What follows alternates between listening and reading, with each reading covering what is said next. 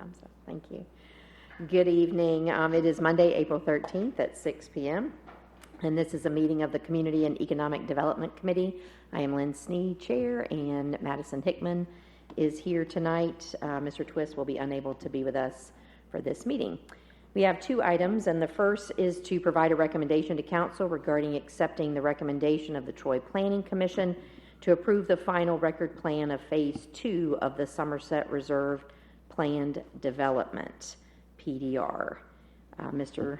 Titterington, do you have further information on that? I do. In your packet, you have a copy of the Planning Commission report to Mr. Roselle. This is the final step of the PD process for Phase 2, which is council passage of the final record plan. This was recommended unanimously by the Troy Planning Commission. It is Phase 2 of Phase 3. This is a private development. Phase 2 is 13.4 acres, 49 buildable lots.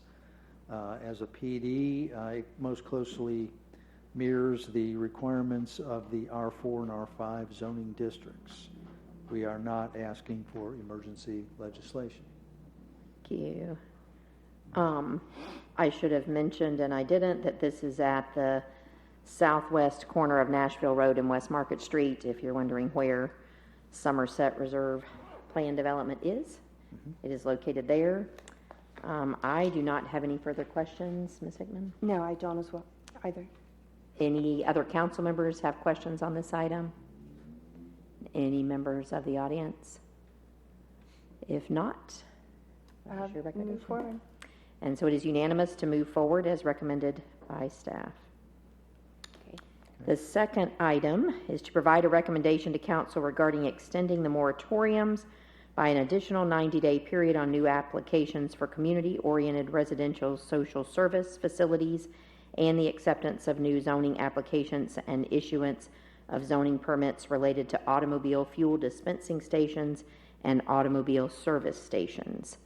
Mr. Titterington, any further information? Thank you, ma'am. This is a request to extend both the moratoria related to those uses. The reason for that was to anticipate discussion on the new Unified Development Code, or the UDC. That is, I believe, has finished preliminary review by the law director. They're going to be going over that draft with the law director, and sometime soon that will be submitted to the Planning Commission to begin the rezoning process, or the zoning code update process. In the meantime, the moratorium is set to expire through at the end of the day, I guess, May 30th. And so to enable us to continue with the process and get a UDC in place, we are requesting, at the recommendation of the law director, that an additional 90 days extension be included, which would take us through August 28th. If the UDC is passed and becomes effective prior to August 28th, then the moratoria would expire prior to that date. Okay. And we are expecting within this next 90-day period to have that to review? That will be dependent upon the length of discussion by the Planning Commission as well as the Council. If we cannot accomplish that, then we will come for another extension. The law director prefers that we not have overly lengthy time frames, but rather that we would look at that incremental if and as needed. And that would require us to come back to you for authorization. Okay. And we are not asking for emergency legislation. All right. Any other questions, Ms. Hickman? Do we have any idea how long it could take to go through planning commission? Like, any point of reference? It could take one meeting. The planning commission is not required to hold a public hearing. That it is a decision, or that is a part of the process that is optional at their level. Typically, when they are simple issues, and knowing that there is a required public hearing at the council level, then they often defer having their own. But in this case, we are talking about a new zoning code, a new subdivision regulations and related sections. And so they may opt to have one as well. And then, of course, once it comes to council, then there's 3 readings. There's a 30-day window after advertising a required public hearing. And then there's 1, if not more, committee meetings to go through it. So it really up to the elected officials. Can you remind us, does the planning commission meet once or twice a month? Every 2 weeks. Every 2 weeks, okay. Thank you. Are there any other questions from council members? Mr. Phillips? Thank you, ma'am. Not enough. Mr. Titterington, do you have any idea how long the committee or council itself will have the document to be able to look at? Any predetermined couple of weeks or anything like that that we would be able to have? Because I know it's kind of a lengthy item. No, it is quite a bit.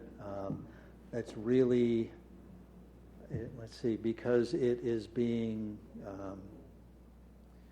it's not based on an application by an applicant, then there isn't any kind of time frame where anything would become automatic. I mean, we could get it to you, at some point once the final draft is out, but recognize that the Planning Commission's recommendation may vary from what you get. Sure. Yeah, I understand that. And have we had any inquiries from the fuel dispensing arena during this time? Have we had any that you know of? So when you pass the moratorium on both of the items, the gas stations and the group homes, we did not have any applications pending. Right. Of course, those would have continued in the Right. process.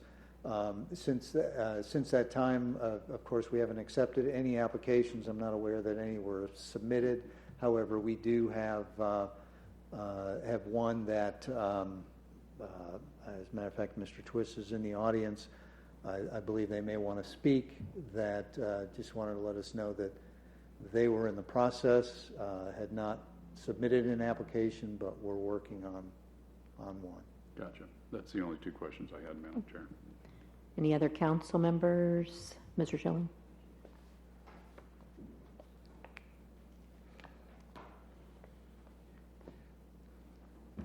I know we're talking about. If you would just state your name. Oh, I'm sorry, for the Jeff record. Schilling. Thank I'm you. a 6th Ward councilman.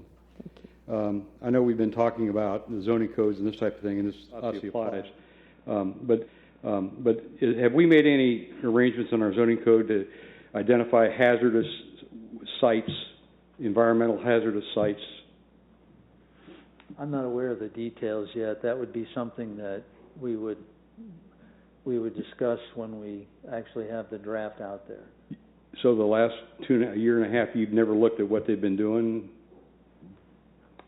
as far as the people that are actually drafting this thing? You have no idea what they're drafting?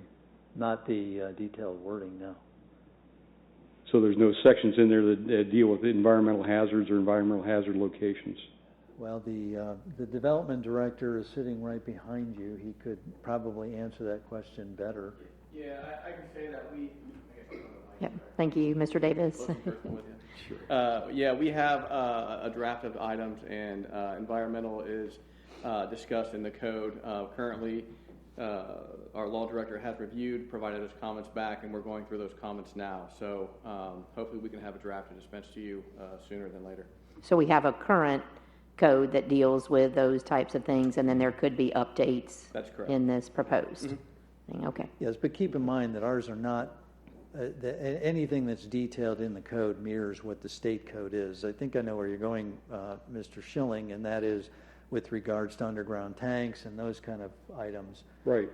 And as we've discussed several times in the past, those are under the purview of the state of Ohio, follow state law, state regulations, state inspections, under Buster, which is an acronym for one of the agencies that escapes me under the state of Ohio. So anything that we would have would either be detailed and copied and pasted from the state code, or would reference the state code as it's updated from time to time.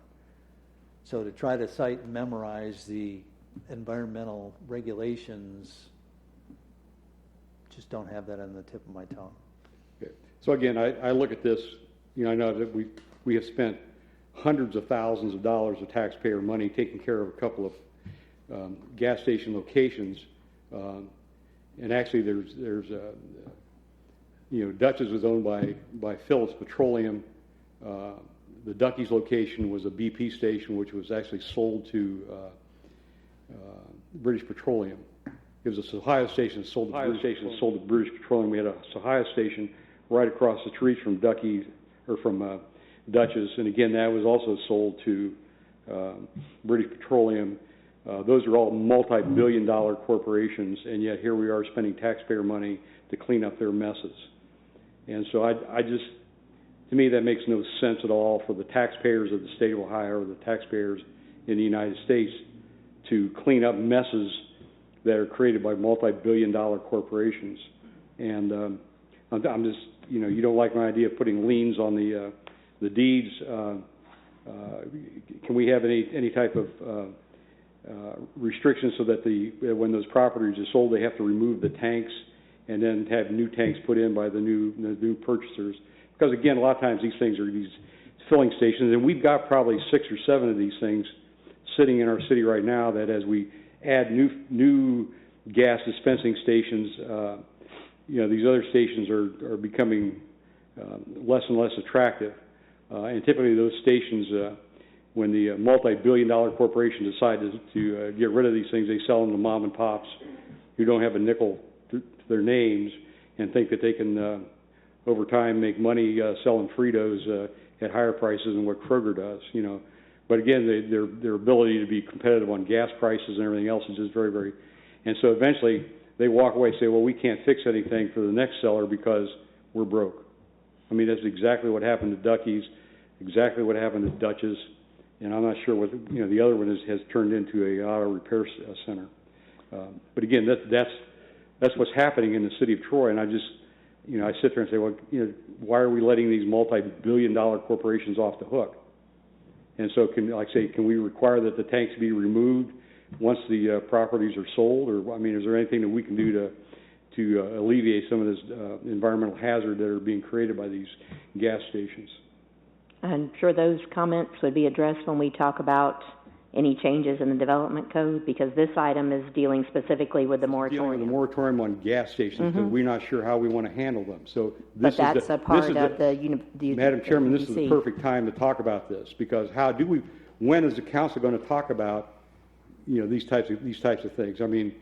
Well, if we've we're said talking that there about them are now. proposed changes in what we're going to review that's going through Planning Commission, and we'll see these new items, I would think that would be the time to discuss that, because I'm not sure what we could do in this item to address that particular issue.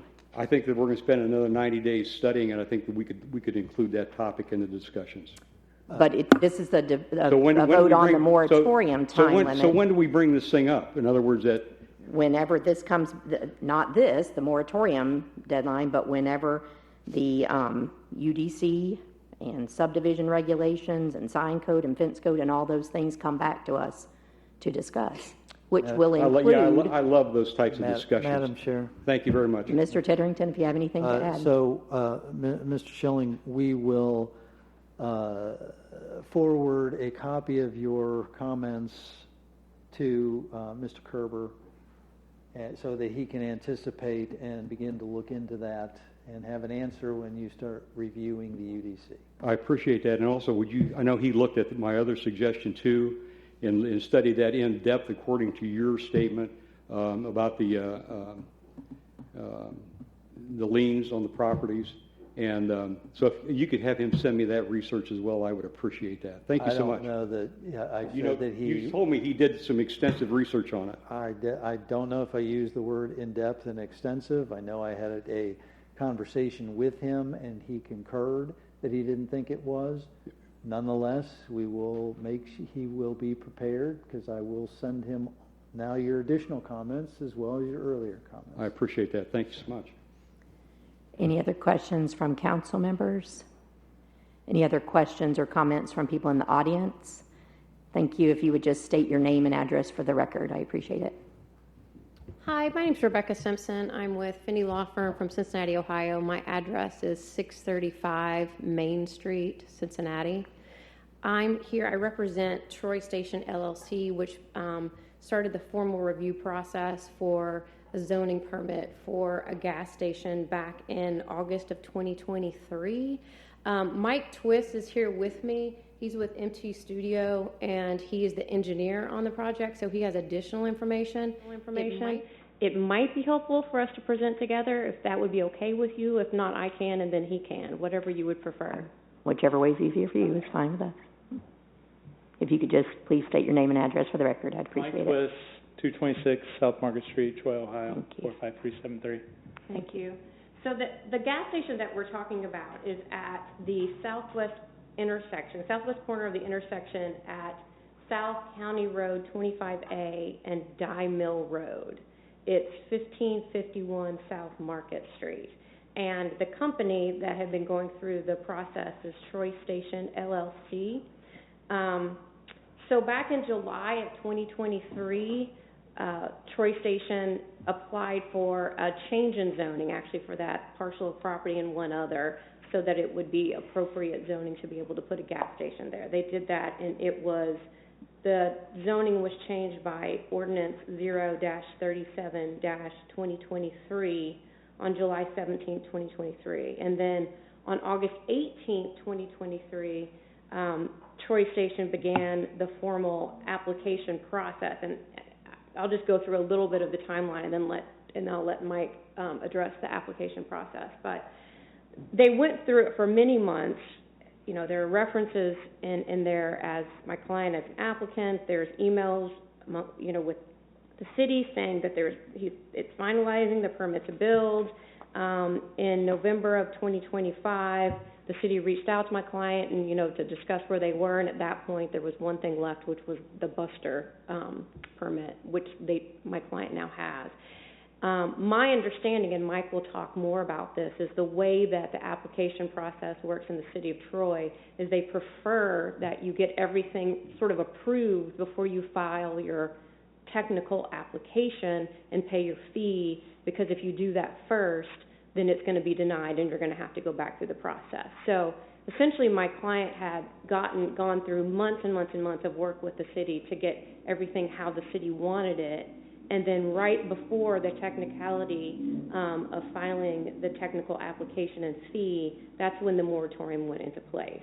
My client has spent about $600,000 working on this process and getting things in place to start the gas station. And I appreciate the City Council. I've read your ordinance, the original moratorium ordinance, and you certainly had in mind and didn't want to stop people who were already in the application process. And we appreciate that. The way the moratorium is worded, though, because the way the process works, because a formal application had not been filed, even though there had been months and lots of money extended, we've talked with Mr. Kerber, who explained that he believes that my client does not fall under the exception for an applicant, even though the city had referred to him as that, you know, in the emails and things. So, and we understand that. The question that we have now is, because we understand, and my client was willing to wait until May 30th and go ahead and then just, you know, move forward with the plans then, but now that we're hearing that it may be 90 more days, which might push it to September, and Mike can talk more about the problems that causes for the project, we were hoping that maybe the definition in the new moratorium could be worded a little differently so that someone who had already gone through the formal review process but hadn't technically become an applicant yet, just because of the way the process works, could be accepted so that he could move forward. Now, I can't promise that the zoning under the plan is not changing. I know we can tell you that we've talked with some folks in the city, and what they know, they don't anticipate the zoning is going to change there. And my client already had the zoning specifically changed to this type of zoning so he could have a gas station. So I would be surprised if the city were going to change it back. But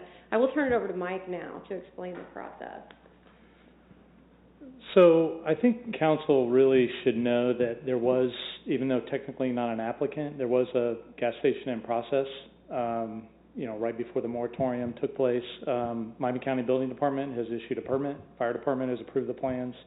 The last step was really city staff approving the final zoning application, the Buster form, which is filed with the state of Ohio, and then and Patrick's aware of this, there's a little bit of a billboard issue there with WACO.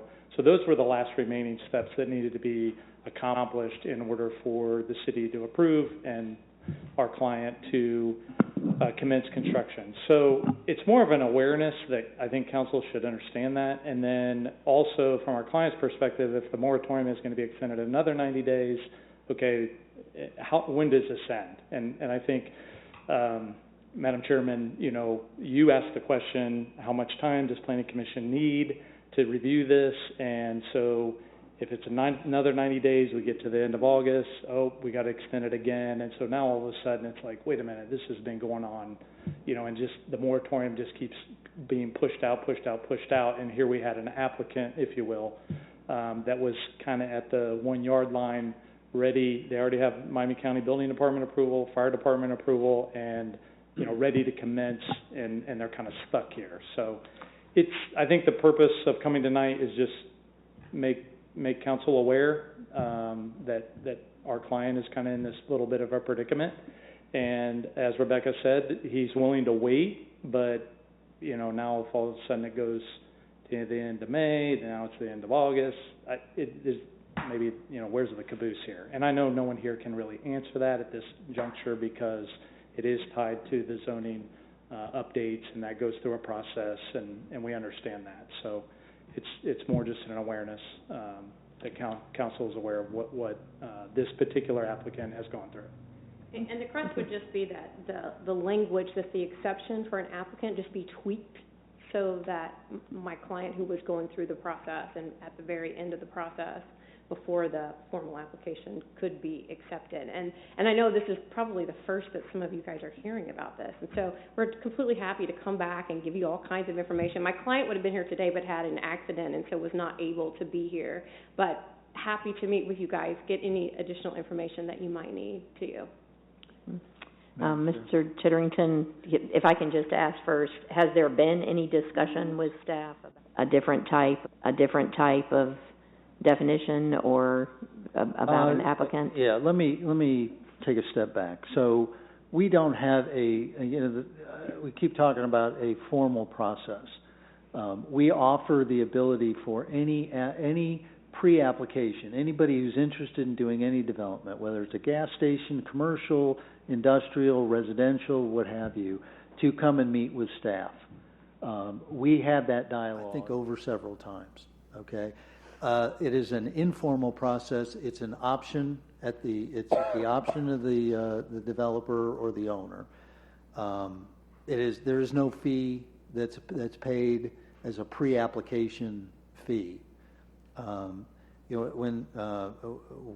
When they talk about $600,000 has been invested, keep in mind that the large majority of that was the purchase of the actual property, which would be up to the developer, and it's not something that we had anything to do with whatsoever. I believe we're talking about the southeast corner of the intersection, not the southwest. Just so you put it in I misspoke. yeah, I just didn't want anybody Sorry. to think they're building over where the houses are. Yeah, and that they're was not. my question also. So yeah, that is where we're at. So as far as how much involvement we had. That was really pushed along by the developer. And there was a significant amount of time lag between when we met with them and then when some redesign work was allegedly happening, but we didn't have anything that we knew of that was ready to drop the day after the moratorium came in place. So I don't want the council to have that. Simply put, no application was filed. We double-checked prior to. We did meet with the applicant, or the pre-applicant, I guess, the developer, just to talk through what our requirements were, so that and really it's to make them more efficient and not have to, submit designs and then we turn around and we make amendments to them, which costs them money, which I understand, might take funds out of engineers' pockets, but we're kind of neutral there. But we do want to make it as efficient as possible, which is why we do something that a lot of communities don't do, which is have offer meetings prior to an official application process. So that's where we're at with that. They, as they mentioned, they did have a meeting with staff and Mr. Kerber, who explained the process, where we're at with it, what the moratorium represents, and moving forward, what we might need to do to extend the moratorium if, in fact, we're trying to preserve the process of the UDC prior to accepting any applications. But that's solely up to the council. So, yes. I apologize. The purchase of the property was $170,000, and we're happy to give an itemized list to whoever might want to see it, if that's helpful. So just so I understand, this property was obviously purchased at some time early in 2023 or before, because then we applied for a zoning, or you applied for a zoning change Yes. that was granted. And obviously there had been some discussions, but no application submitted prior to our moratorium date. And Patrick is correct. From a technicality, and the city of Troy is a little bit different than other municipalities, where there is I don't know how to describe it, but there's a process that's back and forth with city staff. And it really is to save time, so that you're not just redrafting and making a ton of changes. But all of the plans, like the engineering plans, were approved, if you will, from city staff. The only thing that was still hanging out there was this little bit of this billboard issue, which Waco, which was the previous owner of the property, has some involvement in, and then the Buster form, which has to be filed with the state of Ohio for the underground tanks. So as far as the engineering drawings, the architectural, plumbing, mechanical, electrical, structural, everything was submitted to the Miami County Building Department, approved, permit paid, fees paid, picked up, and then the fire department has approved the plans as well. So you can see, I mean, we're pretty far along in the process. Technically, the application was not filed. Technically, the Buster form was not filed before the time of the moratorium. So when we advertised that we were discussing a moratorium, I mean, there was a committee discussion, there was a time period, there was a council discussion, and then there was approval. Could an application have been filed formally in that time period? Potentially, and to be perfectly honest, I didn't know about that. I'm not checking city website to see what is on the agenda for every meeting, but I found out about the moratorium kind of after it was already. I did too. I was not engaged at that point.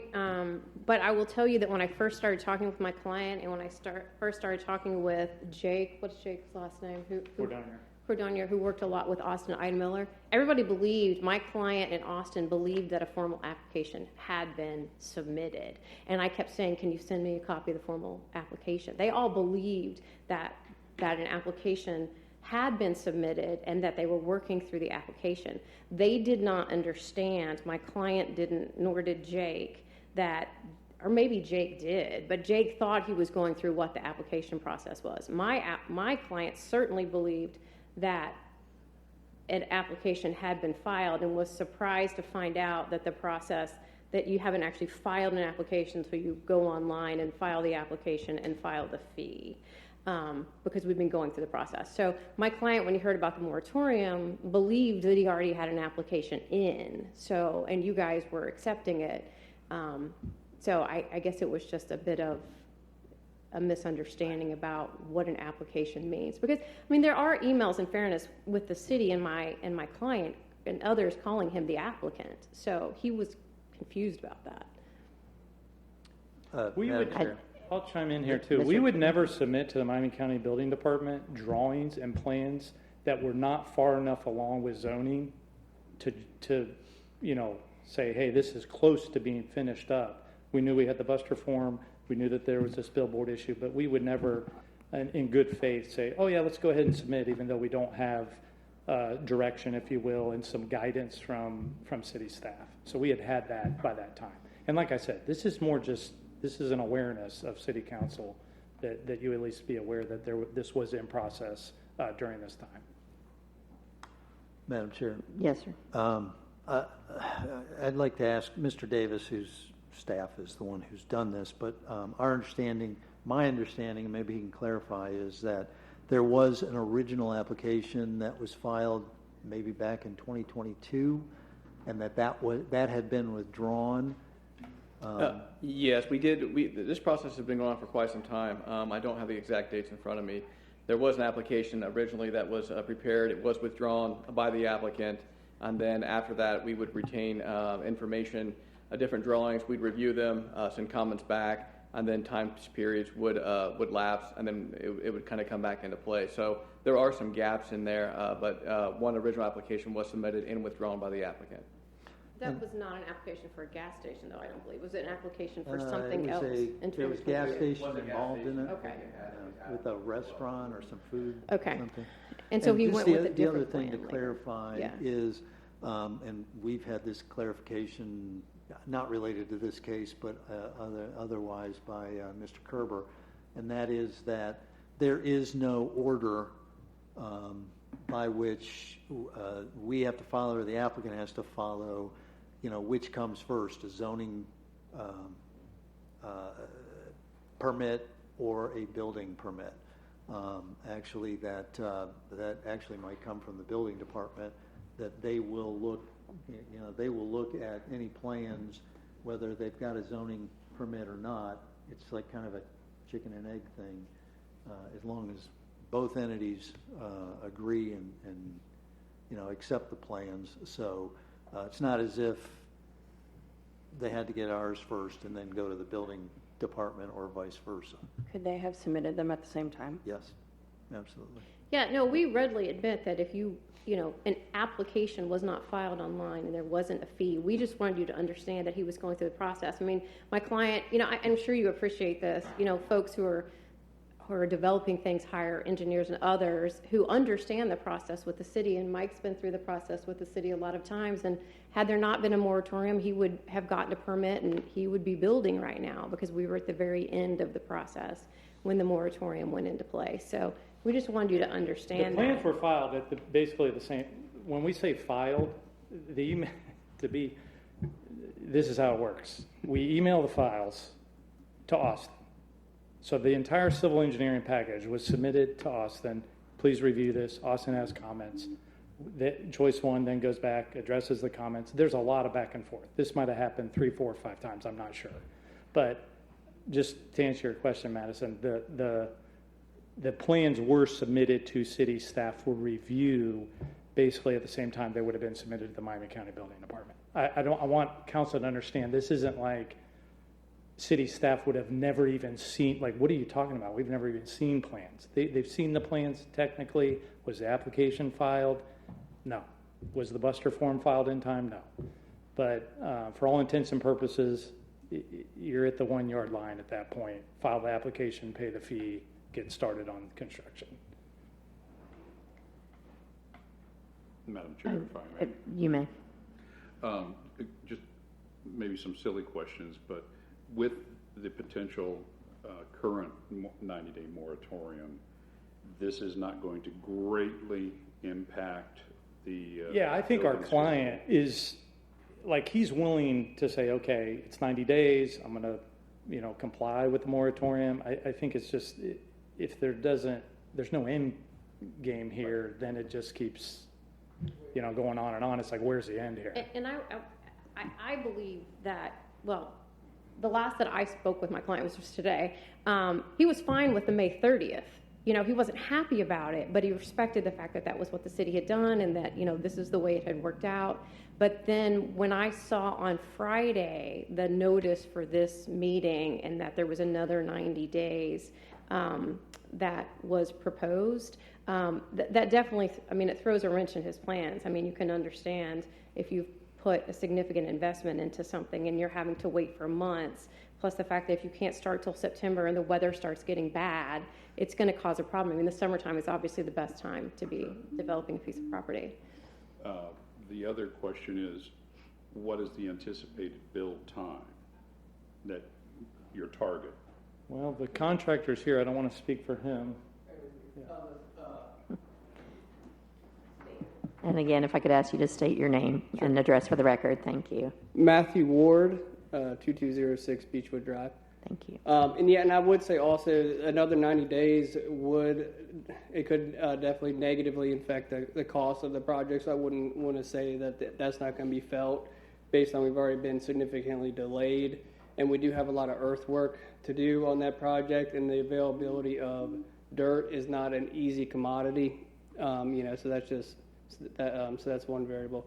But the time, typically we're thinking these projects like this it could be like, I would estimate 8 to 10 months for a project like this. So, and I don't know where a big pile of dirt is for you. Do you? It's good, Phil? Yes. Okay. But yeah, and also. Mike might be thinking the same place. Oh, yeah? Thank you very much. And then while I'm up here, I also can mention, just from my experience by talking with him, because I actually mentioned to him, because I kind of came in a little bit late about making sure he had everything in line. I do know that he was under the impression that he had all of his permits together, including the zoning permit. I think he was under the impression, because typically you do apply for a zoning application before you go through plan review, which I'm understanding is different here for the help of making sure people don't have to waste money going through design again and again.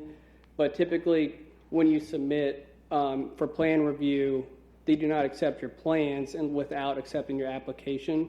So I don't know if he was under the I know he was under the impression, since he went through a formal review process of the plans, it wasn't just a preliminary review process, it was more of a formal review process. He was under the understanding that his application was accepted, which I understand that was not the case, but that was his understanding of it, because the plans were formally reviewed, not just preliminary discussions of, yeah, we think this will work, we think it won't work. So just want to mention that. And Madam Chair, just so you're aware, I'm not sure how many meetings the applicant was actually at. I know he had his representatives who were there, who know, full well how our process works. They did not. They submitted draft paperwork for us to comment on, so that they could correct them before they made the final process, and then we had to go back and forth. Because once they drop the application and pay the fee, that's when a time clock comes into play, and then we have to start going quickly back and forth. Otherwise, the application, it has a limited timeline. I don't know if it's six months or and so that's why we try to streamline this.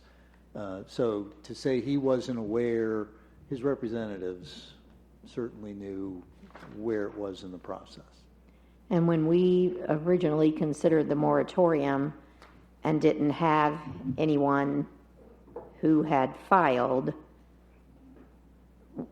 was there an awareness that this was happening and there could be an application coming in? I mean, where were they in the process when we considered the first moratorium? Because we were told that no one had made an application, that we had no applications, and that seems to be the case. That's but correct. Nobody had filed an application.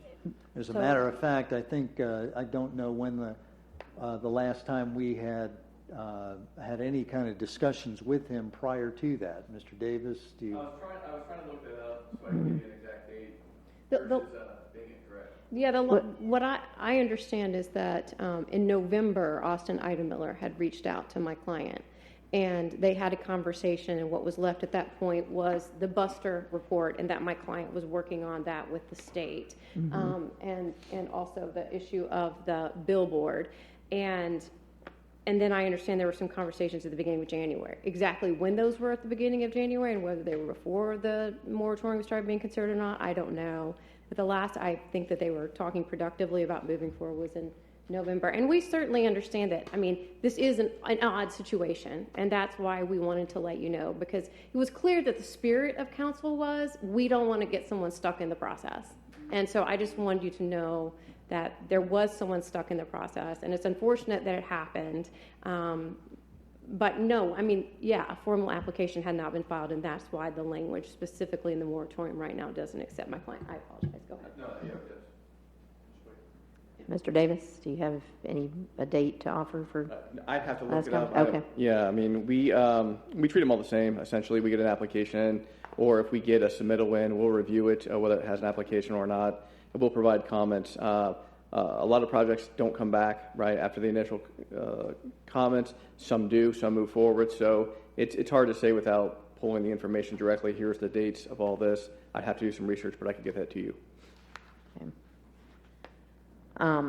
Again, coming back to the actual item that we're here to make a recommendation on, it is extending this moratorium for an additional 90-day period for new applications, understanding that we have this unusual situation.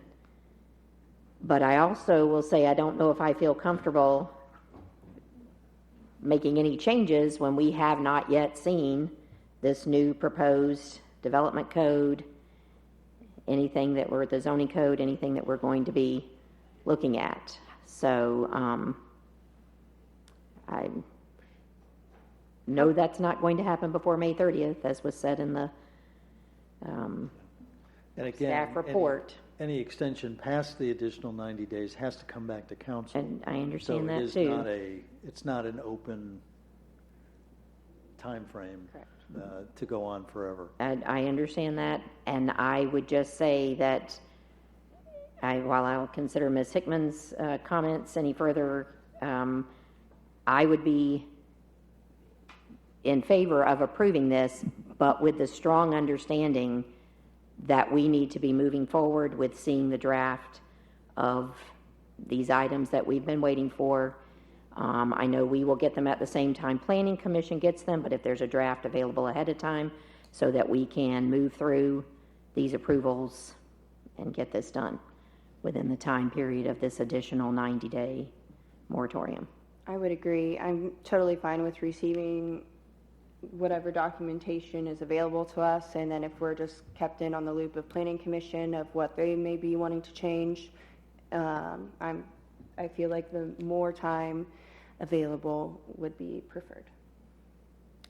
So with that said, I think we're in agreement with moving forward as staff has recommended, but with, again, that strong statement that we get this moved through absolutely as quickly as possible.